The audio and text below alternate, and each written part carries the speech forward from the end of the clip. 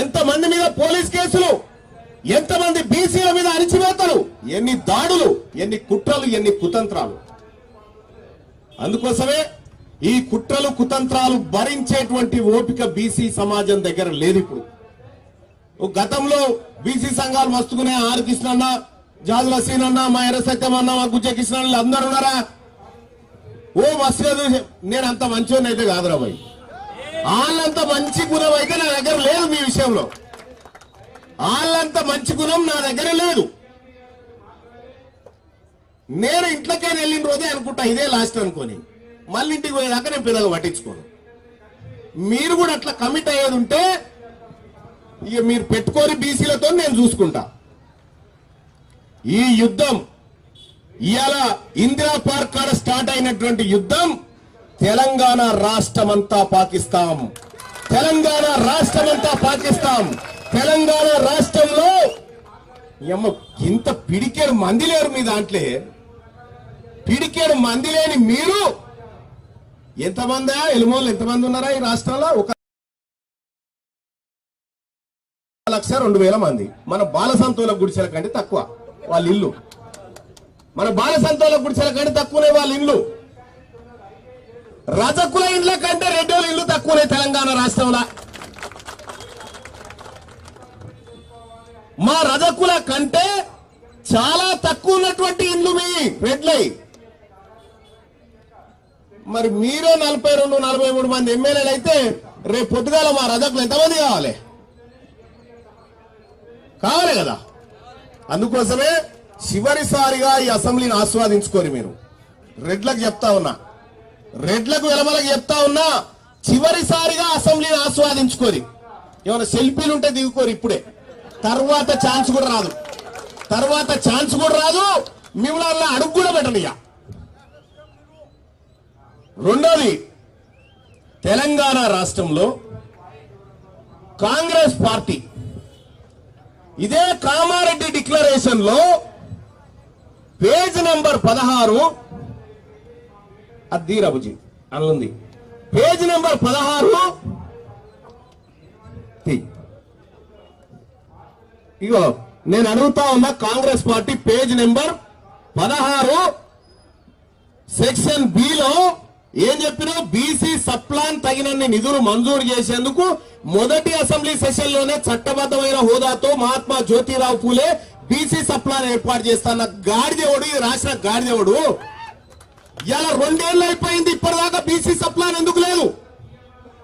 ఎంత దుర్మార్గం అంటే దాదాపు 26 అంశాలు బీసీలకు అమలు చేస్తామని దొంగ వాగ్దానాలు ఇచ్చిన దొంగ రేవంత్ రెడ్డి ఒక్క వాగ్దానాన్ని కూడా అమలు చేయకుండా మీదికెళ్ళి హామీ ఇయ్యనటువంటి బీసీల హత్యలు అమలు చేస్తా ఉన్నాడు తెలంగాణ రాష్ట్రంలో.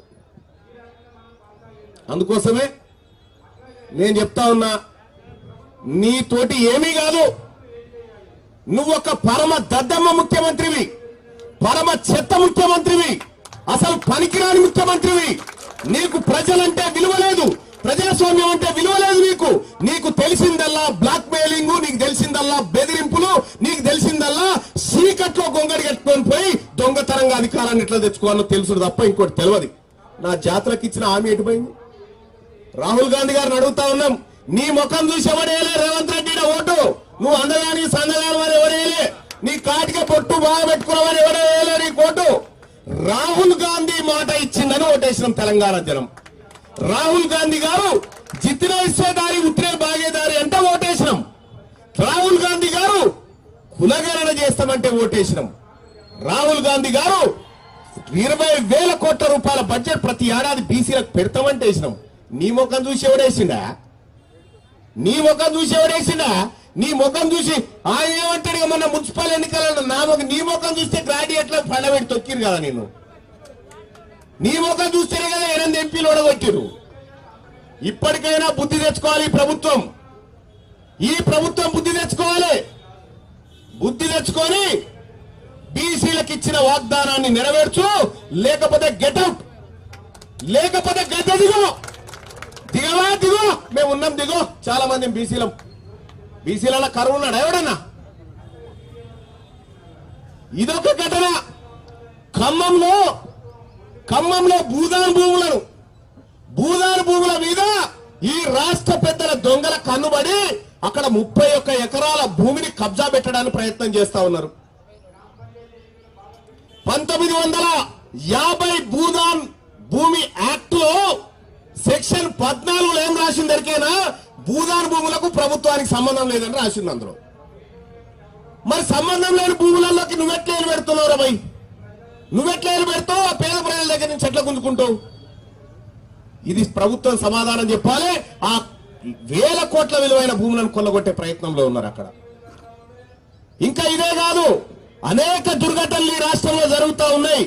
ఎక్కడి దాకైనా తెలంగాణ రాజ్యాధికార పార్టీ వస్తుంది, ఈ ప్రజలకు అండగా నిలబడుతుంది, ఈ ప్రజల పక్షాన కొట్లాడడానికి కూడా సిద్ధంగా ఉందని చెప్పి తెలియజేస్తా ఉన్నా. సోదరులారా, ఇంకొక కీలకమైనటువంటి విషయం చెప్పాలి మీకు.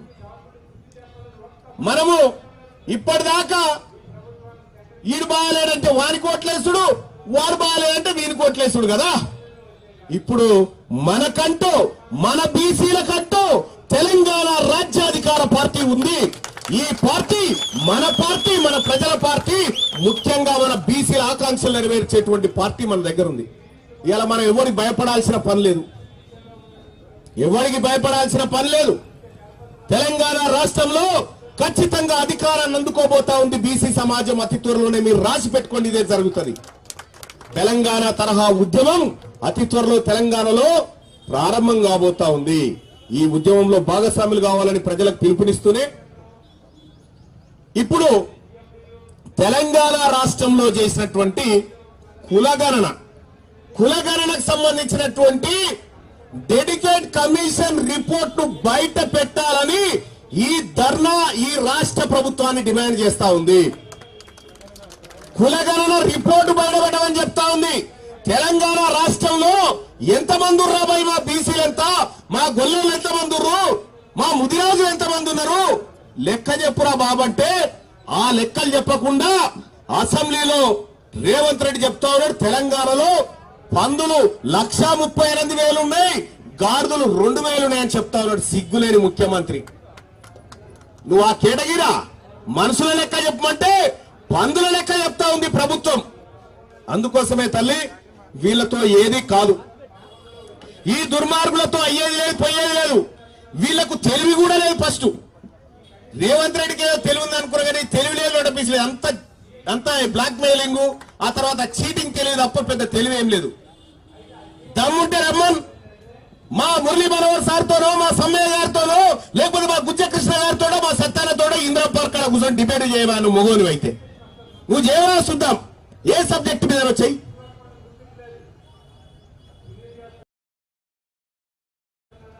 ఎలా నీ దందాలు, నీ మోసపూరిత వాగ్దానాలు, నీ కుట్రలు కుతంత్రాలన్నీ గుర్తిస్తూనే ఉన్నాం. ఎస్సీ ఎస్టీ చట్టం వచ్చే వరకు వదిలిపెట్టే ప్రసక్తే లేదు. ఆ తరహా చట్టం బీసీలకు రావాల్సిందే. రెండోది, ఆ పిఎంఆర్ వాళ్ళు ఎడిపోయినా